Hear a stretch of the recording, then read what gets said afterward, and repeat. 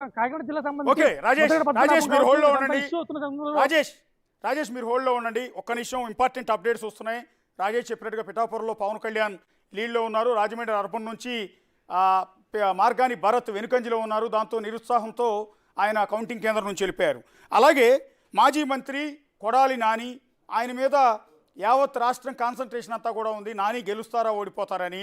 So Nani కొద్దిసేపటి క్రితం counting కేంద్రం నుంచి వెళ్ళిపోయినట్టుగా, నిరుత్సాహంతో అక్కడ నుంచి వెళ్ళిపోయినట్టుగా తెలుస్తుంది. అక్కడ మార్గాని భరత్ వెళ్ళిపోయారు, ఇక్కడ కొడాలి నాని కూడా వెళ్ళిపోయినట్టుగా మనకి అప్డేట్ తెలుస్తూ ఉంది. అలాగే కృష్ణా జిల్లాలో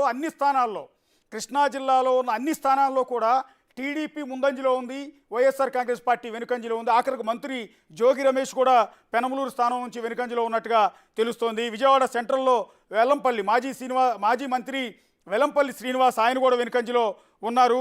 మొత్తం 16 స్థానాల్లో దాదాపు టీడీపీ లీడ్లో ఉంది. టీడీపీ దూసుకుపోతున్నట్టుగా తెలుస్తోంది. కొడాలి నాని గుడివాడ నుంచి వెనుకంజలో ఉన్నారు. అక్కడ ఆయన మీద పోటీ చేసిన టీడీపీ అభ్యర్థి వెనుగండ్ల రాము స్పష్టమైన ఆధిక్యంలో ముందుకెళ్ళిపోతున్నట్టుగా తెలుస్తోంది.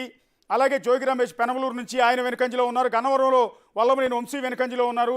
ఇలా ప్రతి కాన్స్టిట్యున్సీలో వైసీపీ అభ్యర్థులు వెనుకంజలో ఉన్నారు. రాజధాని ఎఫెక్ట్ అనేది అక్కడ క్లియర్గా మనకు కనిపిస్తుంది. ఒకసారి మా కొలీగ్ శివ ఉన్నారు అక్కడ విజయవాడ నుంచి. శివ, చాలా సంచలనాలు నమోదవుతూనే ఉన్నాయి మీ జిల్లా నుంచి.